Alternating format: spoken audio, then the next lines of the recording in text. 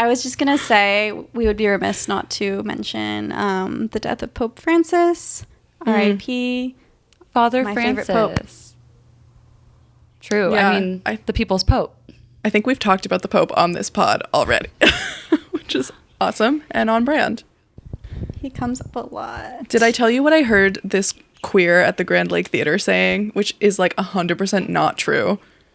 Go on. I was sitting in the on the steps in front of the theater waiting for Inland Empire to start, and this person to their friend was like, oh my God, did you know that there's a room in the Vatican where only the Pope is allowed to go? So before he goes in there, they tie a rope around his waist, like just in case he dies, and they have to drag him out. That's such a good rumor. Oh my God. I thought you were telling me this is not true. Yeah, are you sure it's not true? It can't, guys, that's not true. Like, that's not That's true. so fucking funny. But the Catholics, you know how they are. Dude, I don't know. I'm like, that makes perfect sense to me. We should That's fact check. so funny. I told that to my dad's friend Karen, and she was like, well, of course that's not true. There would be like a trap door or something. And I was like, girl, that's even crazier. That's way crazy. Oh my God. Yeah. There's just like little benches with wheels on them everywhere. It's like tied to the rope so they can really pull out a body if it hits There's the floor. like some Yeah, I mean, he vaudeville would shit. be on a skateboard, and the skateboard has the rope. Come on. Or like he can only go in on a wheelchair, and then they Right. have like Which is attached to a big rope. chain. A pulley system even that's like already Also- built in. They might have said that the rope was attached to his ankle, which would be Oh my God. He faints, and you're like dragging him out by the ankle.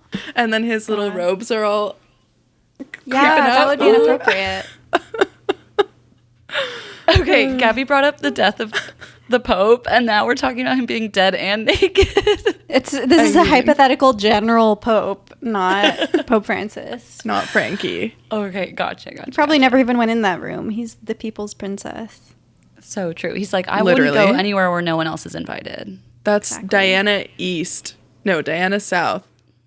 Diana Southeast of Say England. more on this. There's Princess Diana, and then there's Princess Diana Southeast. Really good knowledge of geography. That's crazy. Thank Yeah, you. that's I impressive. know a little bit about Europe. Also, the Vatican was a clue in the crossword last week. Okay, so the New York Times did it. And then it was like countries that are completely surrounded by other countries or something. And there was another one where I was like, this is dubious. Countries that contain... Did it have like... I can't think of the other one. Maybe I'm also making this up. We have to fact check. You know what? There's no fact checking on this podcast. Not yet. That's why we have a podcast about like a fictional story. We know no facts. Welcome to You Know What They Slay, a Buffy the Vampire Slayer recap podcast. I'm Gabby. I'm I'm Dev. No! And that was perfect timing. We start off the episode with the very first time that we get a previously on Buffy moment. And I'm freaking stoked because it's all about Angel. The title of the ep is Angel. Season 1, the episode recap 7. is Angel. This is season 1, episode 7. Yeah, in case the title wasn't clear, everybody. In case you can't read. I love that it's all about Angel and the Anointed One. The first time we get a recap, they're like, Colin. these are the characters to watch. Colin. Call him out. It's Colin. And we open on Colin, aka the Anointed One, aka this tiny child that was on an airplane one time, skipping little rocks around the Master's like domain that has little sewer puddles because they're in the sewer. So he's playing in the puddles. And the Master seems to be sitting in a ray of sunshine. That was confusing to me. Suspicious. Like seemed to be natural light on him within the sewer, like a sewer grate. Moonlight, I guess. Oh, moonlight. Moonlight. That's my only guess. Okay. Or- Warm, though. Lights or all his candles reflecting off the water. But it was quite like daylight color, like moonlight or daylight, like that where it's kind of blue. I don't know. Okay, Well, mystery again. I feel like that's not the only plot hole of the episode. So I'll bring another mark one that up down as one later. Yeah, mark that as one. Love it. Okay, then we also get our first Darla sighting. She walks up to the master, and we see that they have known each other for a really long time, centuries. And I was really excited to see this scene, actually, because I'm a big Angel head and have watched the spin-off show 1.5 or maybe 2 times now. And this scene was like replicated in the Angel show as a bunch of backstory for him. So we do learn that, like, you know, Darla and the Master have been in cahoots for 400 years. So pretty cool to see that that's like origin story is here. And also the Master is upset because another vampire was taken away by Buffy. And the Master is really sad that she keeps taking away his family. And that's going to keep happening the rest of this episode. And yes, he refers to the Anointed One as Colin. And any thoughts on this? I want to note that the Anointed One is wearing a little zip-up hoodie, which I'm obsessed with. Like, he's so normal little boy. But then you hear his voice. Yeah. Was this not jarring to you guys? It was really jarring. It's like booming. It's deep. But he is the Anointed, so... They have the reverb all the way up with Colin, for sure. Yeah, And Colin he's is saying- Colin Oh, is go ahead. sad. Like, he looks like just a regular little kid. And especially the outfit. Like, it really, I'm just like, oh, damn. You got, like, stolen? Well, okay, here's a question. Was Colin already evil but hiding it on the bus? Or did something transformative happen to Colin to make him the Anointed One? I know, when did My- he get anointed? Yeah, my thing is, like, I think that he got, like, body snatched. Like, he got his soul replaced by some evil force. I'm sorry, that's so crazy. Yeah, he got his soul replaced. He got his soul replaced. Like, I'm just like, what draws vamps to people? It's like this innocence, like, throughout vampire lore, like, they're drawn to, like, young virgin women. And I feel like it's like the Anointed One wants to be in this, like, child because they're so innocent. So I'm like, maybe that means that they are also capable of, like, pure evil as well as pure good. I don't know. But it seems like it was a choice, like, for him to be a child. That would also be a good explanation for why his voice is so deep and mismatching of his body. If he got True. body snatched. Yeah. Also, like, the Anointed One, like, is not choosing this little American Apparel zip-up hoodie. I know. I'm like, who's dressing him? Is he going home to his mom, like, every day? No. He has to eat. His mom is dead. Oh, God, you're right. I know. Okay, also, I'm That's reading on Buffyverse Wiki. 2 of the victims of the bus crash were turned into vampire. One was Colin, and the other was Andrew Borba, an insane murderer who was sired and left behind to serve as a decoy to distract Buffy. We know. As planned We know by the from Brethren of previous Aurelius, the Slayer defeated Borba and believed she had averted the prophecy. Meanwhile, the real Anointed was brought to the Master. Okay, so he was turned. Yeah. Okay, that's sad. That is, like, twisted that they picked a child. Because isn't it, I mean, maybe this is in other vampire lore, but you're, like, not allowed to change a vampire or a child into a vampire. So now we know the Master is truly evil for this. I think the only place that I know that lore is from is Twilight. I was going to say. That's funny. It's also in What We Do in the Shadows, I think. I was thinking 'Cause I about What We remember Do in the it being kind of Shadows. funny. Okay, I'm going to skip ahead just a second to say my What We Do in the Shadows thing, which was there is a scene. There's several scenes in this episode where vampires get offered food. And in What We Do in the Yes. Shadows, if they eat food, they, like, projectile vomit to the extent that their bodies are, like, shooting backwards through space. And it's, like, hilarious. And I was like, they should put that on Buffy. Like, please put that on Buffy. They In should. Twilight, they hack it up later. Oh, So it just sits like a little ball in their stomach, undigested. Like an owl pellet. Yeah, like an owl pellet. That's so gross because it means that their organs are just unmoving and They're dead. Like, nothing is happening. I know, it's so gross, but I love vamps. Okay. Cut that cough out, Ava. Okay, so we also hear that Darla has a personal interest in the killing of Buffy because Colin says he wants to annihilate her. So Darla does not get to go and kill Buffy for some reason that we don't know yet. So the Master calls this little gang called the Three. And then we get hints of like, okay, the Three are coming. And then we skip to the Bronze, where they're having a fumigation party, where the slogan is, find a cockroach, get a free drink. And it's an annual tradition. And Buffy and Willow are just kind of approaching this as like, they're kind of bored even, and they're talking about Angel. Buffy's longing for him. She's sad. And meanwhile, this like entire cockroach killing party is happening. And like regular people are just picking up cockroaches and like handing them to the bartenders. And I was like, would be like the worst party of my entire life. I would This is hella so do my that house for a free drink. vibes. That's what I wrote too. I was like, the fumigation party, that's Gabby's house. You Gavin get wasted. It's gross to think that they do it annually, so it's just like the cockroaches accumulate throughout the year.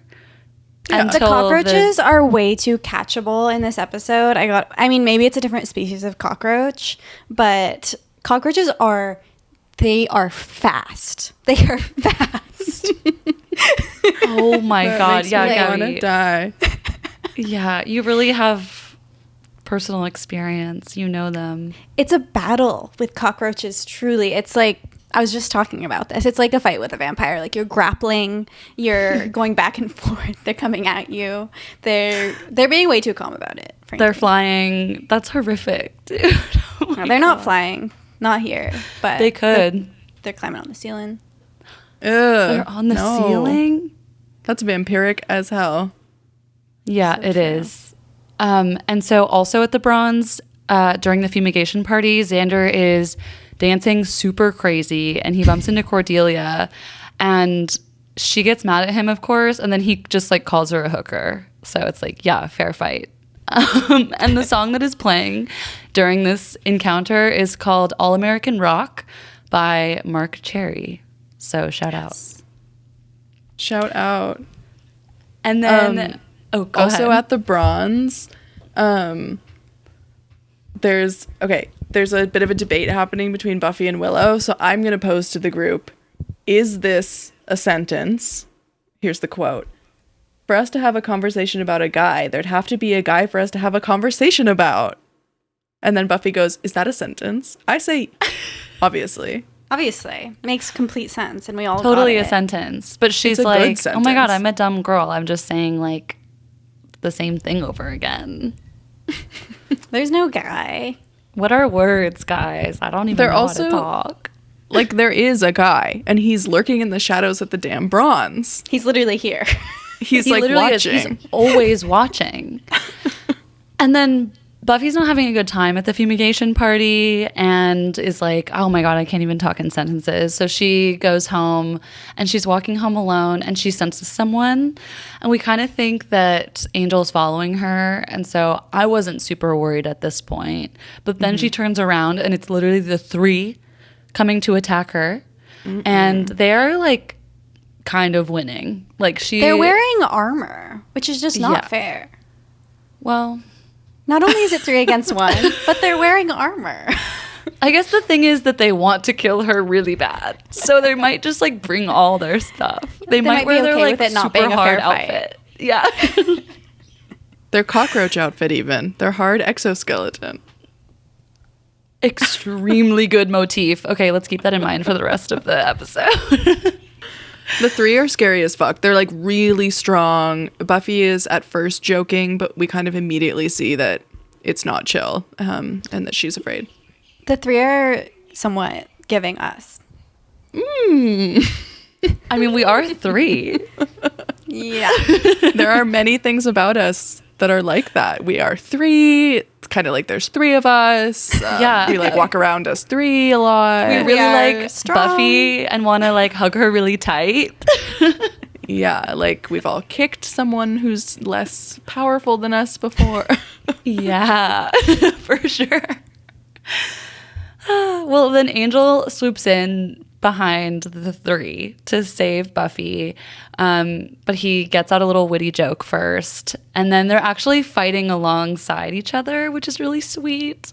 And I saw this as kind of like a bonding moment where they're like together, you know, beating down these scary guys in their cockroach outfits. And then we hear a quick "get in, come on" from Buffy to Angel.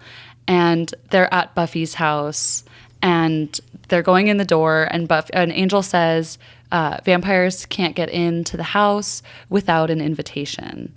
But we heard that like quick comment from Buffy, so there's still no suspicion of Angel being a vamp. I watched Sinners this past weekend. Heard of it? Bravely, what A is vampire that? movie. I've heard of it. I didn't know it was a vampire movie. It just looks scary, so I said, not for me. It is scary. It's by the director of Fruitvale Station and Black Panther, doing nice. a vampire movie set in the South in like post World War I South. Oh, I've seen the trailer, I think. And yeah, it's cool how much can be done with the invitation in. It got me excited about vampires and about the rules.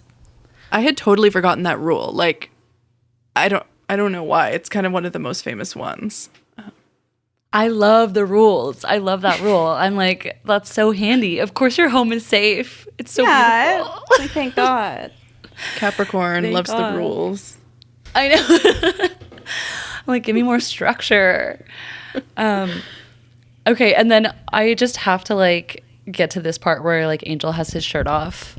So like we're entering this territory of Angel's getting half naked because he's wounded. He's been stabbed. Yeah. Man has been stabbed. So Buffy is tending to his wounds. Angel has his wounds out. His shirt is off. His back tattoo is out. There's major sexual tension in Buffy's kitchen. And I have in my notes, OMG, he's so cute, because that's literally how I felt. I wrote, watching IDK, what it says about me that Angel is hot to me. Exclamation point. I know, and I'm like, I know the first time I watched this, I was like, not that into him, but he's so cute. It's not for me. I don't know. I'm glad we have a dissenter on the pod. It's good to have multiple perspectives. But like, say more. Like, what's going on, Gab? It wasn't doing it for me like on a personal level, but also I don't think that they've built up the tension for it to be at this point. Like, they've barely interacted that much. I get it. Buffy's like a teenage girl. She's super horny for this hot older guy. That's fine. But it wasn't, I'm not right there with her, you know? I do know what Yeah. you mean. Yeah. I totally get that. I think that's super valid. And I'm probably like spoiled with too much knowledge. Like, by knowing the rest of the show, I'm like, he's been watching her for hundreds of years. Like, well, not hundreds of years. 16 She's years. 16. It feels like a fucking 100. But he hasn't been in love before, like, for real. And then he sees her and he's like, I love her. It's sweet. But totally she is 16, so that's disgusting. Gross. Yeah, that's disgusting. You're 200 years old, you freak. Do we know how old he was when he got sired? When Darla This is my question as well, because he looks so adult and much more so than the Yes. kids. Okay, he was supposed to be 17 or 18 when he got sired, I remember. Okay. Oh. Well, that's fine then, in my opinion. That's Twilight rules then, yeah. Or I mean, I can't know this for sure. I'm just going on my memory of like Angel the show, is that he was like a young guy in Ireland in like the 1800s, like living with his dad still and working on the farm. So I think he was supposed to be a young adult, like between 17 and 21, I would say. Okay, well, fair enough. I also totally thought that when he got stabbed, I was like, oh, this was a fake out for the theme of the episode, which is like, who is Angel? What's his deal? Because I was like, oh, he's going to get stabbed and not die. And Buffy's going to be like, are you a human? Question mark? Sorry for saying question mark. I thought that he was gonna heal right in front of her. I kind of forgot like vampire logic in Buffy, but they do heal fast, right? They heal really fast. I guess it's not like immediate, but sometimes I think later in the show it is kind of immediate. But Buffy didn't notice because she was too busy looking into his dreamy eyes. Yeah, and tending at to his naked wound. back. Looking at his wide shoulders. Which, okay, and I have included a picture of the tattoo in the notes for you guys to just like take a look. And I want to just like look at it for a second, dissect it. I looked into some background on the tattoo, and it is supposed to be a winged lion with the letter A below its feet. I'm assuming for angel or angelus. And we learn I think we learn later that the tattoo doesn't mean that much to him. He's like, oh, I just got it one time when I was drunk. But it also is based on an illustration from the Book of Kells, which is a Celtic gospel book that was originally created in a Columban monastery in either Britain or Ireland. So it's kind of cool that we're getting a little glimpse into like his Irish background with this tattoo. And it is a symbol known as the Lion of St. Mark from the Book of Kells. Further than that, whatever that means, I don't know. I can't say. That's all I know. But the story of why they picked this tattoo is literally just the makeup artist like thought it looked cool and was like, all right, let's put that on him. And Joss was just like, okay, cool. I don't know what that means, but it looks cool, so let's just go for it. And even in like future scenes, later in the show, like sometimes they just don't have the tattoo on his back. Yeah. So they're like not super dedicated to it. But it does come up later on. So it's definitely mainly useful in this episode when it helps them identify him as the same Angelus from history. I'd like to describe the tattoo, if I may. Please do. Imagine cunty Art Deco lion with long legs, looking like she's wearing like little bloomers or maybe is on stilts. And one leg is crossed in front of the other and her hips are like jutted out to one side, and she has her wing curled back, like her hand is on her hip and she's like looking over her shoulder. So she's like mid strut and she's like, I'm gonna say it again, skinny. It's like, you know, that picture of Daffy Duck like disrobing and turning over his literally shoulder. Yes, I can't believe that's what's coming to mind right now. That's what it looks like. It looks like, I think that might be Donald even, or is it Daff? It's Daffy, I want to say. Daffy. Okay, yeah, no, doesn't it's matter. Daffy. Okay, oh, wait, it's maybe Daffy. it's Donald. But he's black. Donald is the little sailor one. Okay, that's Daffy then. Right. Yeah, that's Daffy. This looks like Daffy Duck taking off Daffy Duck's little like night dress, like evening gown is what I mean to say. Oh my god, guys, should I get this tattoo? Low key. Low key, should we all get this tattoo? It's also like such a heinous placement in my opinion. Like, sorry, Angel, but no tattoo artist in their right mind would ever do that. Just like right in the middle of the back. Yeah. Small tattoo. Touching nothing. Like, I don't, it's not anchored by anything. Yeah, it looks crazy. Respectfully, it looks really bad. She's a floater for sure. Oh, wait, you're talking bad about my future tattoo. That means piece of poop. She's a floater. Well, that's basically what you were calling it. No, but I think if you got it and I got it, it would look good. So Okay, cool. I'm jotting that down. Okay, so after we get this like tattoo shot, Joyce gets home. Even in the backstory. The tattoo's on his back. The back shot. Okay, The back good. shot. It's the back a shot. good joke when you have to explain it. I love it. Mm-hmm. I love that. Thank you so much. Mm-hmm. So Joyce gets home from the gallery that she works at. And I forgot in a previous episode. Oh, sorry. That she owns. That's why she's always busy and like never at home with Buffy. And to the point where we literally forgot that she had already been introduced into the show. And I remembered, oh yeah, we already know Joyce and we know that she like owns a gallery and is always there. Like we've met her before this. Yeah, I realized this at this point as well. This is not Joyce's introduction, but finally she's back. Finally, she's back and, like, you know, taking responsibility for her child. Except not really, because Buffy's like, okay, time to go to bed, like Angel's leaving. And then Joyce just like goes upstairs and doesn't ask a lot of questions besides asking Angel what he does. And so Buffy says that he goes to the community college and is like helping her study. And that's why he looks older than her. And she was hella wise to say that he was a history tutor. I mean, obviously she didn't know this. She didn't know that he witnessed probably all of the history that she'd be learning in high school. But he really, I was kind of hoping that they would do like a Joyce asks him a tough question, like what Industrial Revolution, something, something. And then he would just like know it. And I thought that would be really cheeky, but they didn't. They do that. need you as a writer on this show. That would be genius. I know.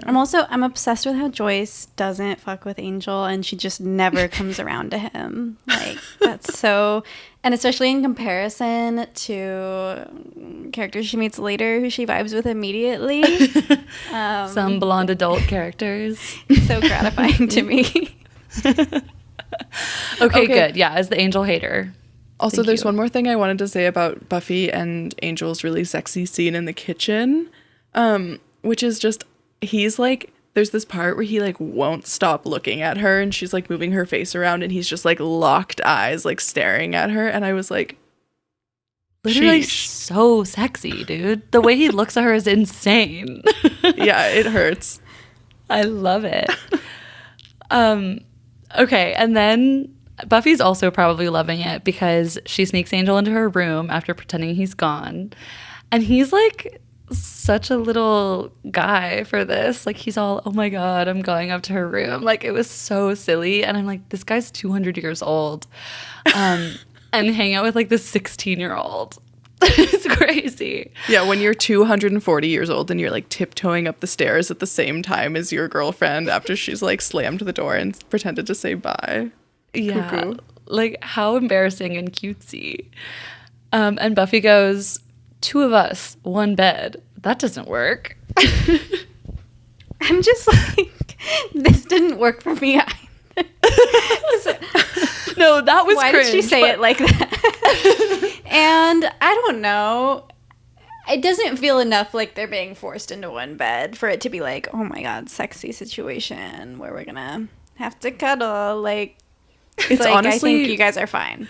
it's weird that they're even planning on going to bed immediately. Like they just escaped death and he's hurt and there's like evil people on their tail. I'm like, why are you okay? Is it just like bedtime now? No, Yeah, seriously, like, I was what like, time how is are you? it? How are you guys just like also settling down so easily? Like Buffy is just calm again, like in her bed, has no questions for Angel. Like, why are you following me? How'd you know I was there? Do you know who that was? Like, what should we do tomorrow? They're looking She for has us. no nighttime routine. Literally doesn't brush her teeth, wash her face. But Yeah. Angel points out that she still looks good right before bed. I was like, dude. It's like naturally What? she just changed shirts. Like, yeah. why Angel would was she wearing look bad? less. She changes into a white tank top. He's like, oh my God, you look good dressed down. Angel was like dying to see her at night. I mean, high key. She does look really good. Yeah, and so he sleeps on the floor because he's a perfect gentleman. But not before kind of sharing a little bit of backstory on himself some more with his shirt on this time, though. He says his family is all dead, and it was a long time ago, and it was vampires that did it. And Buffy basically is harboring this sexy hunk in her room, and he's sleeping on the floor, and he's like absolutely pretending to sleep, which I thought was really funny. That's what I was going to ask. Can vampires sleep? I think that I always get all the vampire lore like mixed up from the different shows, but I think that Angel does not need to sleep. He doesn't need to, but I feel like he falls asleep sometimes. Is he? At least Google once this so real quick, far. Actually. Because no, Spike sleeps in a crypt. He sleeps there. Yeah, and they have beds and In the stuff. day. Like there's like scenes of Angel like, well, I guess you don't just need a bed to sleep. He does have Well, a bed, Angel does. but he's like not fucking, obviously. Yeah. For reasons that we're about to learn about. My other Yeah. question here is it's Wait. so obvious to me, obviously, on this watch that Angel's a vampire. Mm. And I knew that on the first watch. Do you remember a time when you didn't know, and was it obvious? I honestly don't remember a time I didn't know. I was born knowing this, actually. I'm a scholar. I was a scholar, preeminent scholar in the field by the time I was like 7 or 8, so. Like, did we just have spoilers, or is it, a lot of foreshadowing that Angel's a vampire throughout the first season? I mean, we only see him at like night. One. Yeah, he's dark and broody. Yeah, I don't know. I don't remember not knowing, but I literally did gasp when it was revealed. Even now. I forgot how they revealed it too. Yeah. Okay, we're getting ahead of ourselves. First, we have an epic training montage. Wait, you guys, I have to say that oh my God. Okay, no, I Googled it and now I'm getting different answers. Some people online are saying Angel initially does not sleep due to his vampire nature. Let's cut this out. That's a huge spoiler. Yeah, cut that out. No, I swear we see Spike. I just remember the Spike scenes. We see Spike asleep. Yeah. Yeah, on this Reddit r/Buffy, Angel is shown to be sleeping numerous times throughout the series. They dream. So does Spike. He's sleeping when Buffy goes in to get him in Rec. Yeah. Okay. Gabby's just trying to make sure that her fan fiction is historically accurate. Literally so true. I actually know exactly what Spike has dreamt about. Oh my God. Yeah, you do. They need you on the writer team. Yes. Inside scoop. Okay. So we know that Angel's family is dead. Vampires did it. Buffy assumes that he's on a revenge mission with all the killing, or not killing yet, but hunting vamps and assisting her that he's been doing. Yeah, and then we're back at the library, and Giles has been doing research all night, and he always knows what's going on because he's always researching. He never sleeps, and he has identified the 3 attackers. I know, Giles' vampire narrative. Giles has identified the 3 attackers as the 3, and he says the 3 that they shouldn't worry about them anymore because the 3 will sacrifice themselves to the Master for failing to kill Buffy. And then we literally, I think, like right after that, cut to the 3 down in the sewer, and they're sacrificing themselves because they failed. I'm just like, this is a terrible design of these guys and their prophecy. Like, they are like hundreds of years old vampires, and they fail one time. They didn't even go try again. Not that I'm like vouching for them to kill Buffy, but like have a little more self-respect, guys. Like, try again. Well, time and time again, we're going to see that vampires are just like bad at fighting because they're soulless. Like, they just can't really comprehend stuff like having compassion for yourself when you fail, or like being brave and creative. Like, that's not a thing for them. That's so true. I'm going to be brave and make a Lord of the Rings reference to the world's 2 biggest fans, but I feel like they're like orcs in that sense, where they're just like soldiers that don't really have a plan. They just can follow orders. Totally. Yeah. Okay. And that's why the Urukai are so goddamn scary. Exactly. I also noticed Giles calls the 3 unusually virile for vampires. Yeah, I read that too. What does this mean in this context? What does Effective? virile mean even as a word? Yeah, I guess I know it to mean like, like sexually. Are you It's looking like potent. like potent. It's like potent and forceful. I am looking up the definition, and it literally means having strength, energy, and a strong sex drive.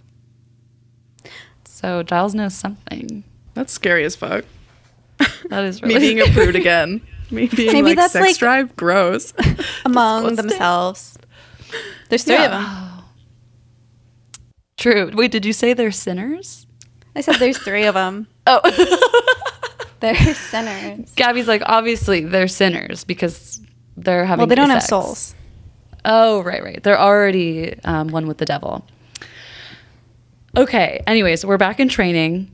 Buffy is training with Giles, and she picks up the crossbow for the first time out of the weapons cabinet, which becomes an iconic weapon later on. So that was an exciting moment. And she also beats up Giles in training, which of course she does. Then Buffy goes back to her house, and Angel is still in her room, supposedly hiding from the three. Like, that's his story. That's Buffy's story, why they have to like be locked in the room together. And he's just been like hanging out there all day, and has been bringing him food. And this is when he should have projectile vomited himself through the wall, but he didn't. Right. Like, what was he doing all day? That would be so boring. He said he was thinking. Yeah, he broods. Like, that's what he does all day. Is he's just like in his mind thinking about his sins. Low-key, he's not even reading Buffy's diary in there. That's what the damn Pope does. So true. Be honest. Would you have read Buffy's diary if you were in her room alone all day and you knew she was at school? And that's your girl. Like, that's the girl you have a crush on majorly. I don't think so. I think I've had the opportunity to read people's diaries and explicitly, like, chosen not to. That's incredibly respectful. I can't say the things I would do after 7 hours of no activities and no cell phone. That's true. True. I would be going through like all the drawers and the closet and like trying on some clothes. Maybe that would be fun. Probably not reading the diary. Just it's the right thing to do. And Angel does the right thing. He doesn't read the diary. She comes in, though, and she thinks he read her diary because it's been moved. And then she automatically just, like, spills all of her diary thoughts on him. Like, she's just like, oh, my God, what you read, it wasn't true. Like, I was talking about someone else when I said, like, all of these things about Angel. So he didn't actually read it, but now he knows all of her little crush feelings on him, which is pretty cute. And then he's also saying that he can't be around her anymore or something like that, because he can't control himself because he wants to kiss her so bad. And she says, like, why would that be bad? And he's like, it's because I'm so much older than you. And she's like, how much older? And then they immediately start kissing. So I'm like, I know. It's like, why did you even say that then? Also, this is such a Twilight, how long have you been 17 moment. Yeah. How much older? How much older? And that was like the first, we love to see that question because we all know the answer. It's like, oh, he's hella old. A lot. And he's from hell. So I want to say for the record that this scene to me was not hot. The first one was. This one, I don't know. Yeah, it's like being like, we can't be together. And then immediately going for it, and the reasoning being like, I'm way older than you, so I can't, and then just like immediately going back on it is like, that's not, like, have a little bit of self-control. Let's stretch it out over like the course of a day at least. Just immediately. Yeah. You have no self-control. It's crazy because Angel has like the most self-control, but like Buffy is his weak spot. That's why it's crazy, because we learn like, oh, this guy's a vampire and he wants to suck blood, and he doesn't because he feels bad about it, and like, but he can't like hold himself back from kissing Buffy. It's wild. But I found this part like really sweet though, because I have been in the position of like, oh, trying to break up and like we can't be together because it's like logistically not working, but like, oh my God, we want to be together so bad. And I was like, that's really sweet.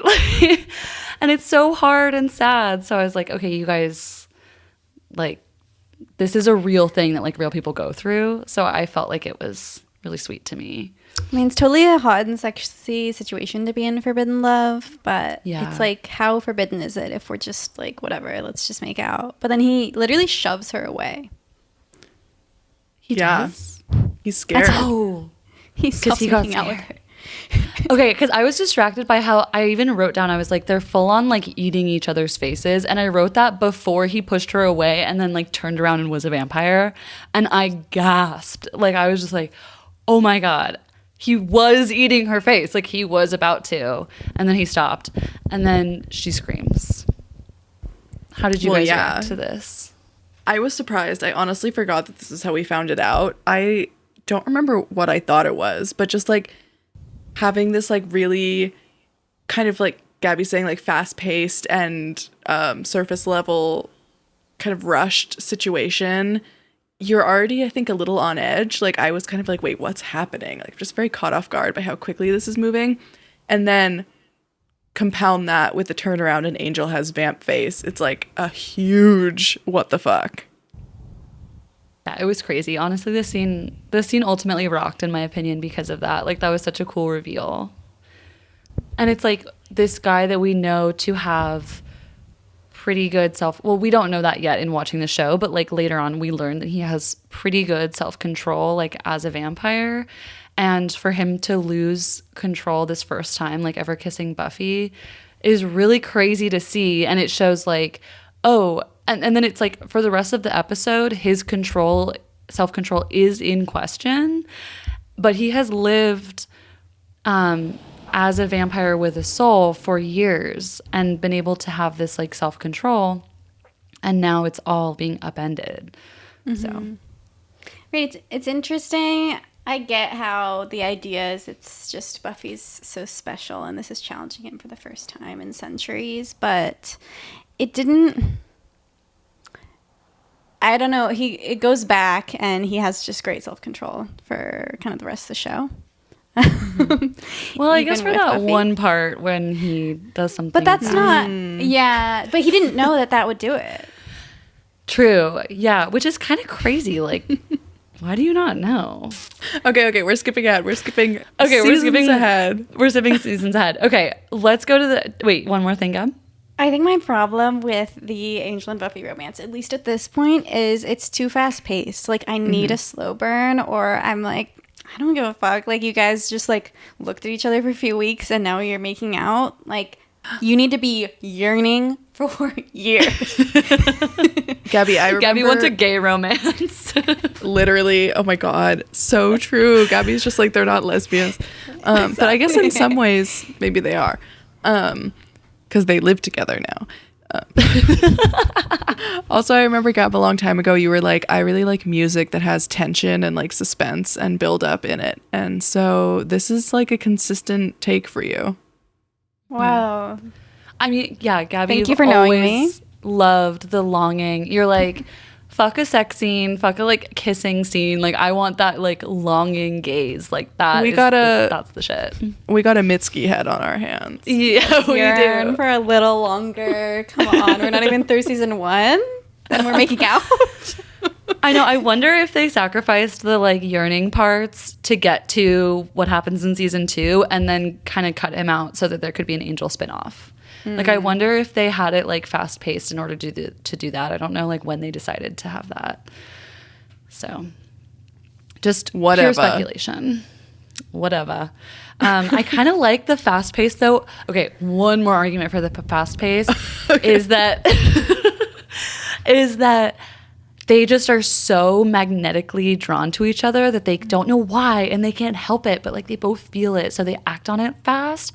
But then the acting on it fast is like not good for them either, and now they have to like figure it out within the fallout of like already having acted on it. Like now when Buffy goes back to school and tells like everyone about how Angel is a vampy demon, she's like, why was he good to me? Is he working for the master? And everyone's trying to figure it out, and it's like I lost my train of thought. Anyways, I just think that's a good story. I like the story of that. Also, it's so funny how when she's at school and Xander and Giles are like, I told you so, don't get involved with this guy. They're so lame because they're like this about every guy she dates. And it Literally. doesn't matter that he's a vampire. Like, they're just using this as, I told you so, this guy's dangerous, don't date boys, just for their own, like, paternalistic and, like, sexually possessive motives. Literally. Say and that, the show Gab. is like constantly anti-sex in these weird ways. Like they use sex as a plot point in the negative. Like we'll see that later on in a big way, and like even maybe in some way too, like Xander's attraction to all of his crushes that end up being monsters, you know, or like there is just this negative look on like desire and sex and everything. And it is sad that is true for the show and that it's expressed so much by the male characters. Like, it's really hard to see that. It's But sex Willow negative is for defending. sure. Yeah, definitely. Willow's defending Buffy and saying, like, you know, it's sweet and Buffy can do what she wants. And Buffy sort of admits to being in love with Angel, which is crazy, but she is also 16, so I kind of get it. And then Cordy walks by because they're at school outside, and she, like, is super pissed off about another girl copying her dress and says it's a knockoff. And so we just get, like, a little classic Cordy sprinkled in, random style. That's my girl. Yeah. And then we cut to Angel. He's down in the darkness. We think in the sewers, probably, where he seems to live because there is a fridge and a bed. And Darla actually meets him in there. And then we get a bunch of kind of backstory fill in from Angel and Darla. Clearly, they go way back. And I'm watching this and being, like, so excited because there's tons of references to their backstory in Angel, like, that we learn, like, that we explore so much and learn so much about. So another point for the show, Angel. And Darla is super pissed that Angel is seemingly conflicted about what side of good or evil that he falls on. And so she reminds him he's a vampire, and to say, like, you're with us, like, you're a bad one like us. He says he's not like her. But we see that he is drinking blood, living in the dark. And Darla does mention the curse. And we get the reveal of how Angel gets his blood, which is blood bags that seem to be from a hospital. Also, Darla's outfit here. I was looking at my notes trying to decipher what I mean by this. I wrote, Darla clocked Angel's tea. I'm like, what? Oh, no, she's wearing the schoolgirl outfit because that's what he likes. Yeah. Because he likes teenage girls. Yeah, exactly. He is disgusting for that. Okay, also, question, elephant in the room, is that a different Darla? No, Like, is that the same. same actor? It's the She same, looks... yeah. Okay, I don't believe that at all. Like, from the previous episode? Yeah, I looked at her and I was like, I've never seen this woman before in my life. Wait, this is the first time we see her also, is in this But episode. No. From We the see rest her of the early show. on. Like, from Okay, the We see okay, Darla. We see her early on, yeah. We do. You're right. Maybe it is a different actress. I don't know. probably I feel like is. I know her. You guys, I think we've had this exact conversation before. Also, this would be the third podcast in a row where I'm, like, wrong about a celebrity. So let's not look any further into this. Yeah, no, it's the same actress the whole time. Fuck. Okay. Julie Benz, give her flowers. She's so She's slay. so beautiful. She's insanely gorgeous. Really, so- I'm obsessed with her look and general vibe. And her Maybe voice. she, like, got a nose job or something. I'll look it up. Oh yeah, Okay, her yeah. voice throughout this was reminding me of the Master's voice, where she kind of like chews on her words and she got a little lisp to her. And I was wondering if that's, you know, like a purposeful choice from these actors, or if part of it is shaped by wearing the fangs. Yeah, I think it's fangs because I hear that in other actors too. But I like that you're making the connection between the two of them because the Master did sire Darla. Yeah, That's Dad. that's Daddy. You talk and like your also, this is another fun fact. Julie Benz, the actress who plays Darla, actually auditioned for the role of Buffy. But the casting crew was like, you have kind of an evil edge to you, so we're going to give you Darla. And I think she is perfect for the role. Agree. Yeah. Well cast. Well cast. Okay, so Angel and Darla are kind of having their moment. And then we're back into the library, and Giles is reading through old Watcher's diaries. And this is where we see the discovery of Angelus in Ireland. So we see Giles kind of discover that the first writings of Angelus are 240 years ago in the diaries of the Watchers. And he is a man with, quote, an angelic face and a tattoo on his right shoulder. So the squad is like, that's gotta be him. Like, that's gotta be our guy. Like, he is very handsome, but I don't know that I would call his face angelic. Like, it's, I don't know. It's sharp. It's specifically not angelic because angels are little chubby babies. Right. It's not like baby-faced or cherubic or innocent looking. True, and I'm it is really realizing- funny. Maybe they're saying it's angelic because he was so evil, but he's like pretty. So like Okay. And this is what I wrote down at this part specifically, actually. I was like, okay, wasn't the devil famous fallen angel?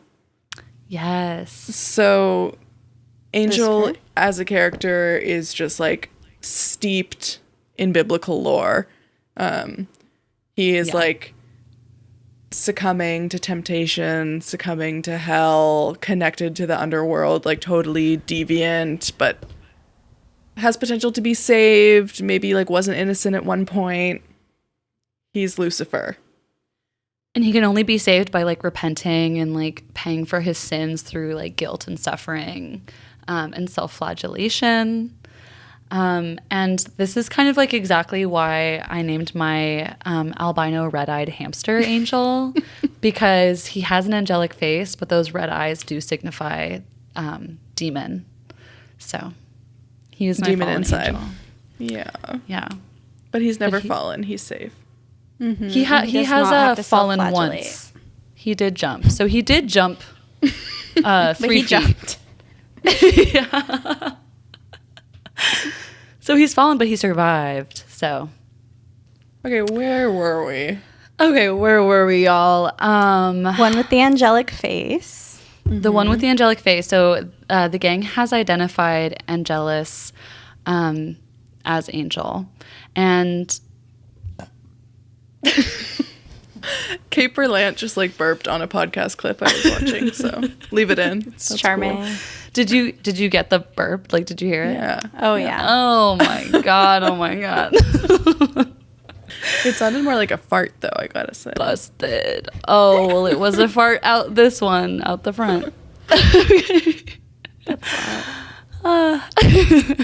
A burp is a fart that the mouth does. And the mouth. And the mouth is the butthole The that's on whole top of burp. your face. And both of them are similar but also kind of different. And farting out the front actually means something else. Pray tell. Okay. And we're pivoting. Say it. You coward. I'm being coward on the pod. Okay, back to how Angel could have eaten up Buffy, but he didn't, though. He didn't. So they're talking about how Angel is recorded as having wreaked havoc most of the time that he was in Ireland and England, I think. But it's written that when he comes to America, he shuns all other vampires and lives alone, and there's no more records of him hunting and killing. And Buffy said, yeah, he could have eaten me, but he didn't. So that's where the gang stands. They think he's evil, but they're questioning it. Darla and the Master are talking about how they miss Angel and they really want him back, and they want to devise a plan to set him up to kill Buffy so that he can turn evil again. Mad evil. Super evil. So then Willow and Buffy are back in the library and they're studying history, which is funny because they could just be hanging out with Angel and asking him about what happened. But Willow is trying to teach Buffy history, but clearly she wants to talk about boys. So then Willow's like, oh my God, isn't Xander so cute? I love him. And she like wants to have his babies or something. I'm like remembering that they talked about that somehow. She shares her fantasy, which is like, sometimes I imagine that Xander will just grab me and kiss me right on the lips. Yeah. Yes. Right on the lips. Oh, what a lesbian thing to say. Right on the lips. Oh my God.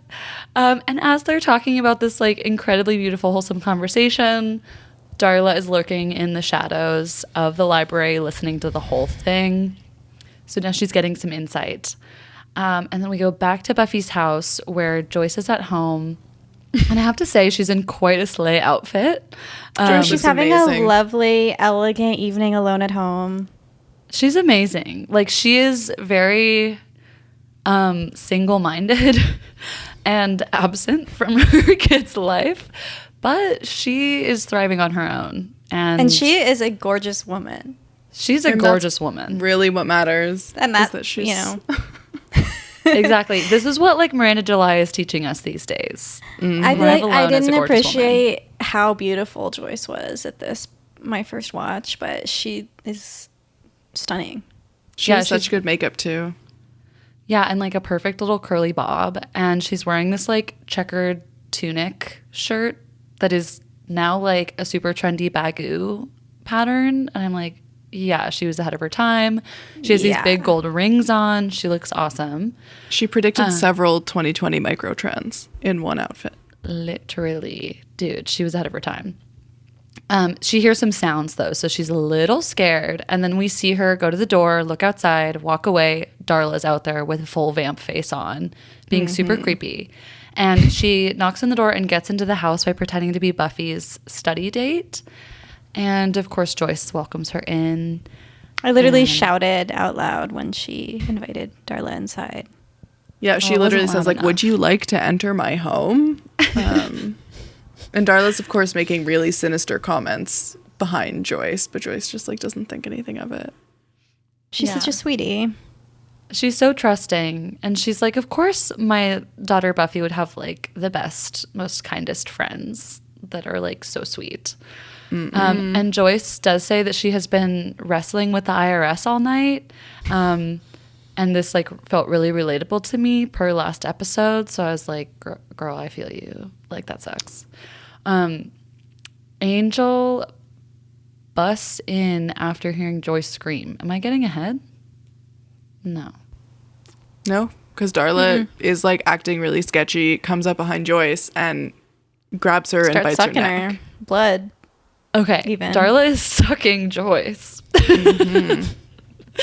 Darla comes up behind Joyce, bites her neck, is drinking from her, and then Joyce is screaming, of course. Angel is walking by because he's just always lurking around Buffy's residence to keep her safe.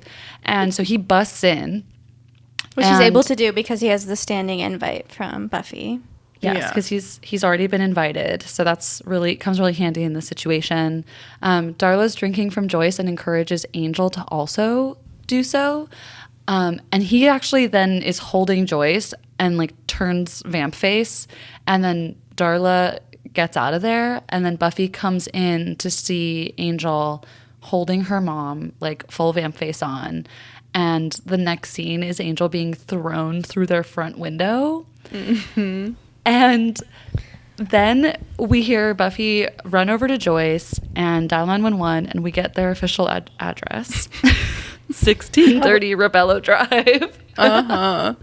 Okay, also I kind of felt like I was shocked at how hard the like Angel wanting to eat Joyce scene went for me, because Darla's like, I mean, clearly Angel is like super tempted. He's like, oh my god, there's an opportunity right in front of me to like satisfy my bloodlust. And Darla is like, don't you miss something warm? And I was like, damn, that's so true. Like, he's only eaten weird, substandard, cold meals for decades. And I was just thinking about that. I was like, if someone made me eat sweet green for like every meal for years, I would like go fucking crazy. And then if they put like a porchetta in front of me and were like, don't eat it, I would like eat it. I would eat it. Even if it's like your girlfriend's mom? Probably. I don't know. I was just like, damn, she's right. Like, that sounds horrible. Well, Angel just needs to get a microwave and like be done with it. Like, he can warm up that blood. He doesn't need to drink it right out of the bag, out of the fridge. Come on. Yeah, he's doing this to himself, actually. Okay, so Angel kicked through the window. Buffy says, I'll never see you again. I hate you. Yeah, and I'm like, you know, part of me is like sad because she has the wrong story, but also like so true. Like, if you just saw like the guy you kissed yesterday about to kill your mom, he's done. Like, you're gonna absolutely stake his ass. So it makes sense to me. It's just such a misunderstanding. It's like, such a misunderstanding. No, what a misunderstanding. It sucks. I don't know, this type of trope in a show, I hate it. It's so frustrating to me. Yeah, I know what you mean. What a misunderstanding. Well, It's I so love that frustrating. it's She's like, getting I to know you. what's going on, and she doesn't, and I can't tell her, and now she doesn't understand the situation, right? And if I tried to say the truth, she just wouldn't believe me. she wouldn't even believe me. Yeah, because she only believes what she saw, because like people only believe their eyes. It was manufactured that way. Yeah. It was all in Darla's plan. Well, it's okay because it gets resolved. Joyce is in the hospital, and the story is that she slipped and cut her neck on a BBQ fork. Disgusting. Which is so gross. Disgusting. Oh, like, oh my God. And the vamp sucking the blood only shows up as mild anemia. So I guess that's how they explain away that Joyce is not like missing a ton of blood, because that would be really weird in addition to the barbecue fork. But Giles is also there, like, comforting Joyce, and she's like, wow, teachers really care here. So she's really just believing anything they tell her, which is kind of also crazy because I'm thinking back to how Angel got thrown through the entire front window of their house. And so she's just going to go home to that and, like, be like, wait, I thought it was just a barbecue fork. Like, It's why? like, no, Mom, you fell on the barbecue fork, and then you hurled yourself out the window. Like, oh. Mom, you're just crazy. And this is not the first time that Joyce will be totally bamboozled and is probably having like a mega traumatizing experience and is being gaslit consistently for like years. Yeah, I'm like, is she also like regularly taking Ambien or something, to where she's just like, oh, it was probably another like Ambien night, you know? Like, well, how is she explaining this to herself? That is such a dark character arc for Joyce. Like, what a dark reading. I know. I'm so sorry. It's sad. Like, they kind of didn't spend enough time on Joyce's character, I think, those writers. She's chilled out, you know. Yeah. I mean, from what she's been through with Buffy's last high school, burning down the gym, she's like, let me just turn a blind eye a little bit for my sanity, I think. Mm-hmm. Totally. Yeah. And at least Buffy knows what's going on, and she is, well, not completely, because she is out for Angel's blood. She's going to kill him. But meanwhile, Joyce is telling Giles about what happened, and she was like, yeah, and Buffy's friend was over there, Darla. And like, she's obviously still believing Darla's story, and she's worried about Darla, like, oh my God, someone should go check on her. Like, I fainted right in front of her. And then Giles realizes that it was Darla all along. And so he goes to gather Willow and Xander and go find Buffy before she kills Angel. And then we cut to Buffy and Angel fighting at the Bronze. Very tense, very huge jump from the sexual tension to like now they have violence tension where they're just like absolutely fighting, hate each other. I don't know why Angel is like antagonizing Buffy and like being mad at her. That kind of came out of the blue and like does not really fit with his character later on, where he has like a calmer demeanor and like always is there for Buffy.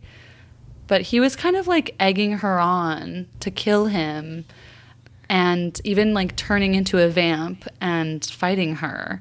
And he eventually changes his face back to his angelic face. So then when Buffy has the crossbow pointed right at him, she's hesitating. And then she actually wants like more information from him and kind of hears him out. I interpreted the way he's acting in this scene as being like self-harming, which I think is also very in line with his persona of like atonement and punishment and like self-loathing, because I was like, oh, he probably is in such a spinny outy place that he doesn't know who he is, or like, I don't know. Do you know what I'm trying to say? Oh, totally. That's such a good point, because he also is like, maybe one of the things that's keeping him hopeful or keeping him going is Buffy and like his love for her and also his faith in her as the Slayer. And so now that she wants to kill him and hates him, he's like, oh, well, nothing left to live for. Like, she should get kill me. me. I'm bad. Yeah, he's doing like relapse behavior too, I feel like. Also, before they start fighting, Angel and Darla are having this face off. I just want to note this because it was such like a kinky scene. It was funny. Darla's talking to him and she's like, "Oh, that's good," and then he's like forces her back against the wall and she's like, "You're hurting me. That's good too." Yeah, like, yeah, okay. yeah. It is crazy how like it's also shown that there's the Buffy and Darla kind of like comparison, and Buffy is like all good and Darla is all bad. And she wants to pull the bad out of him, which is also very sexual. Like it's like going again back to like sex is bad, where like Darla is this temptress, like that is his ex, and like wants him to be sexy but also violent. Yeah, that is such a good, it's good to point that out because that's crazy. And Buffy is like innocent. He has angel devil big time. Like, Yeah. it's all there. He's very consistent. He has that within himself. He has that with his girls. Like, it's everywhere. Here's a question. Is Angel non-binary? Good. So unpack that a little bit. Yeah. Like, Let's talk. I guess actually it would be maybe more apt to say Angel's biracial. But I'm like, he's like... What? Sorry. Because he's like between identities. Okay. Oh. Or is he bisexual?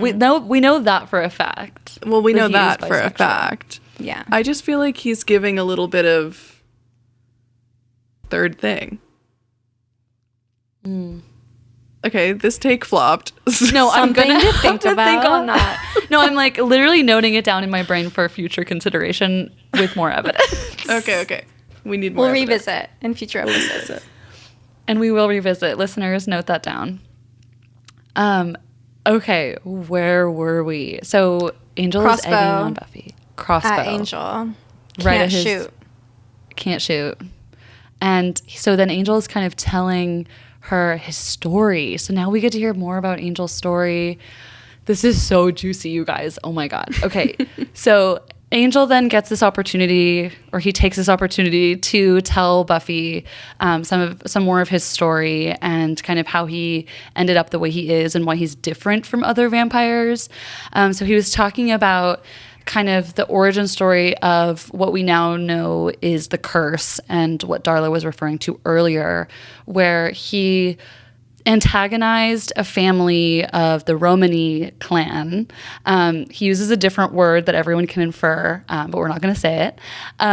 And he picked out the daughter of a group of people that were all family, and he fed on her, terrorized her, drove her crazy, and eventually killed her. And her family cursed him by returning his soul. So then he gets his soul returned to him so that he has to suffer for eternity with the knowledge and the memory of all of the people that he killed, including this young girl, and live with the guilt, remorse, and regret of that with his like human soul in his eternal body.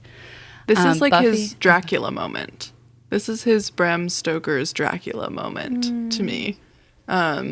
Just being like a cursed and lost soul.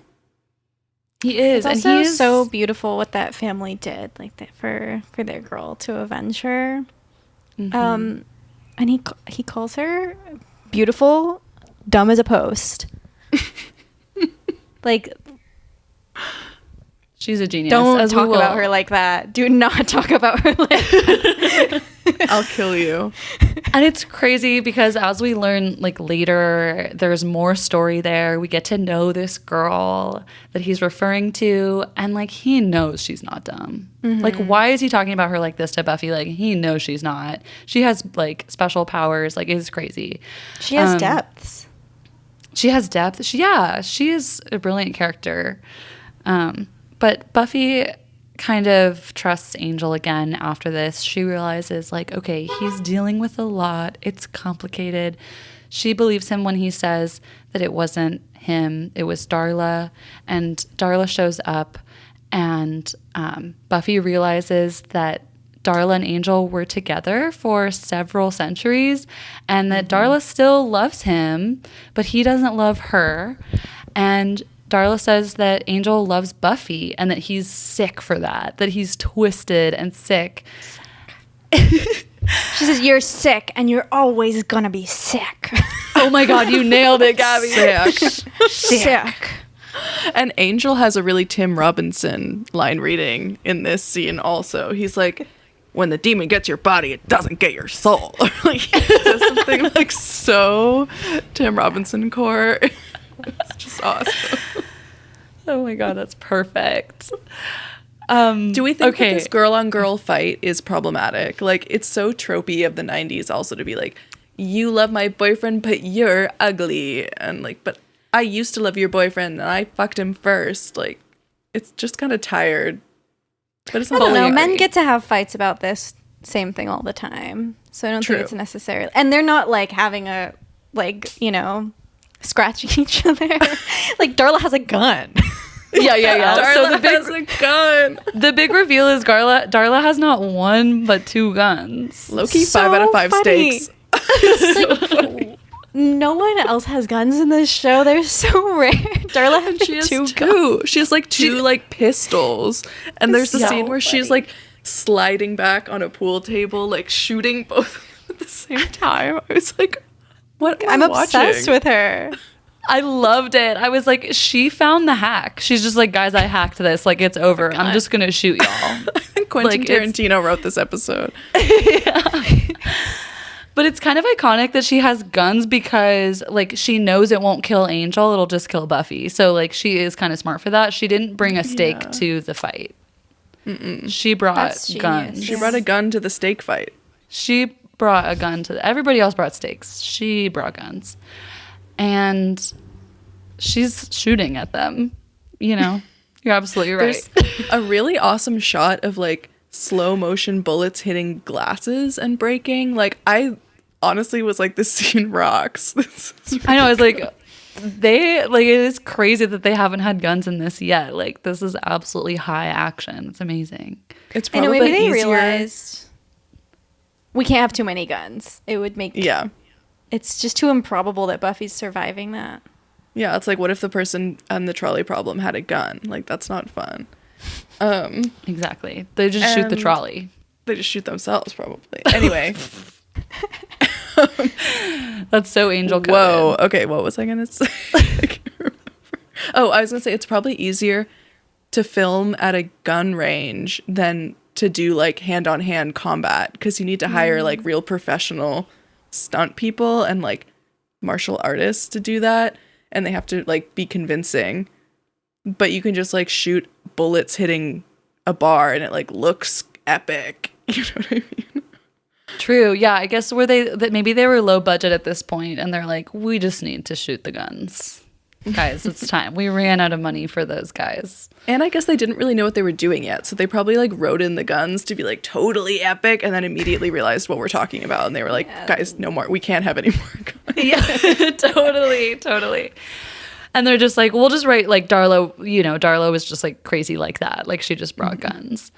And also I guess that is, to Gabby's point, interesting that it's not quite a cat fight because there's two guns. Like, because it's like, it's not hand-to-hand combat. It's like, no, there's guns being shot. Like, it's crazy.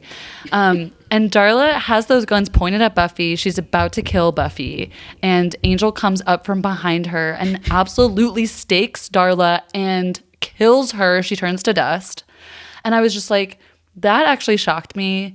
Maybe because of how big a character Darla is in Angel, but in the show.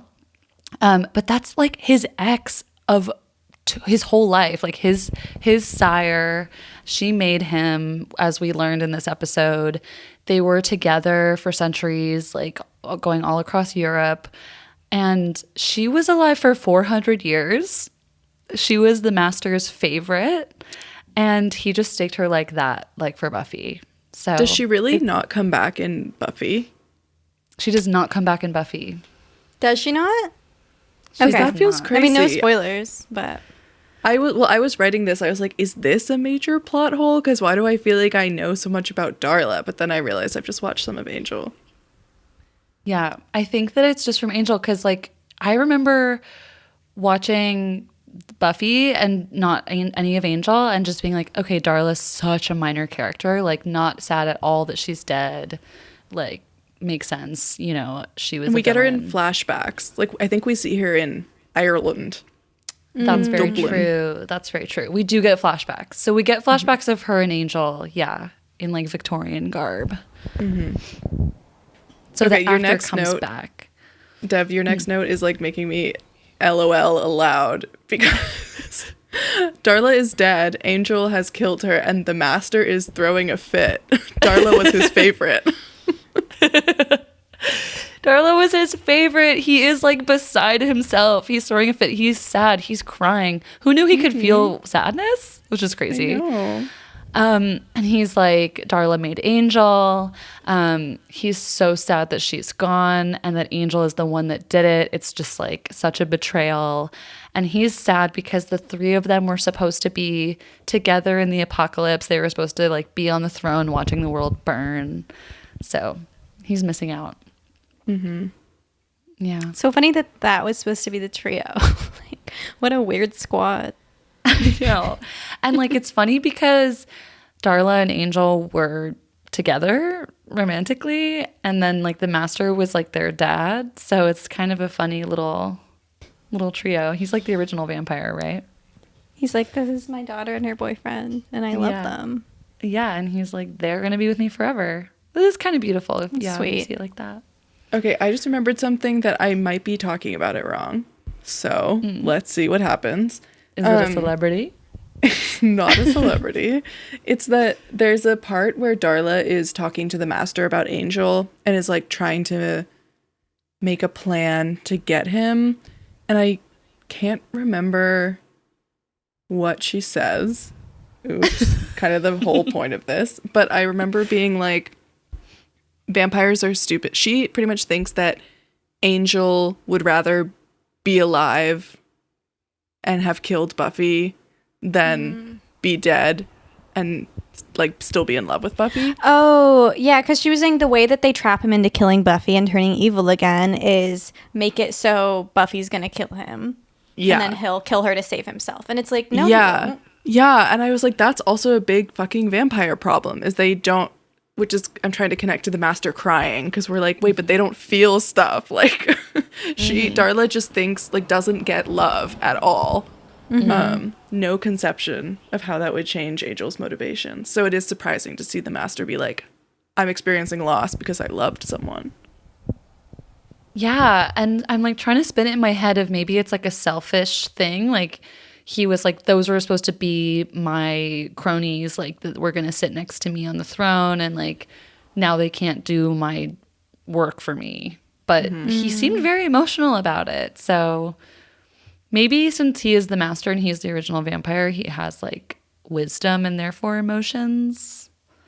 I don't know, but that's me writing this story for them. So I think that the vampires, even the soulless ones, can feel love. But maybe without a soul, it's not the same selfless love that humans are able to experience. Like, he can love Darla without ever being like, and if we came to hand-to-hand combat, I would sacrifice myself so she lives on. You know, that's not even something they would consider. Yeah, Gabby, actually, I love this point because it's speaking to our future favorite character. That's all. I'm always speaking from a lens of bleached hair, leather jacket. Oh my God. Okay. So in this Perfect. episode, we're back at the Bronze after the dusting. Angel, I guess, like really believes in what he's done. And I think him and Buffy are both like in a lot of pain, but also a lot of pleasure because they both know that they both have like really strong feelings for each other. And Buffy is like, oh my God, you just like killed someone for me. So they're like burning with the knowledge of one another's love. This is very Jane Austen core here at the end. But there's like extremely strong and compelling reasons why they should not be together and why it's like dangerous for them to be together. Number one, age gap. Number one, Number one. 230 odd years or whatever she says. Yeah. They have a lovely moment at the Bronze, but they know it can't work. And they're both saying like, we need to walk away. Like, this is not happening. But just as they did before, they end up kissing a lot. And Xander and Willow are there, of course, and Xander has his back to them and is trying not to be jealous. But Willow is like watching the whole thing and is totally loving it, which is really cute. And as they're kissing and hugging, I'll Remember You by Sophie Zelmani is playing. So shout out. It was great. And then they kind of pull away and are looking at each other, and Angel looks kind of uncomfortable. And Buffy's like, oh, what's wrong? And she's just like, yeah, I know it hurts. And he's like, yeah, it hurts. And then when she walks away, we pan down to Angel's chest and we see that her cross necklace has burned into his chest. But he was still worked for kissing me. her. That worked for me. Gabby's like the physical sacrifice. I need to point out that he doesn't say, yeah, it hurts. He just like Oh, he scowls in her grumbles. direction. I don't think he says grumbles. anything. She's like, I love you, this hurts. And he like looks at her. But then pan down to the scarred chest. God, Wow. what a king. Yeah, that was What a king. impactful. Yeah. And now like we're off to the races for the tragedy that is the love between Buffy and Angel. Yeah. They're Gorgeous. star-crossed as hell. So star-crossed. It's crazy. Okay, should we do steaks out of steaks? Steaks out of steaks. I'm kind of like 5. I'm on a roll with these bold 5s, even though I rescinded my last one because I forgot about a major plot point that I hated.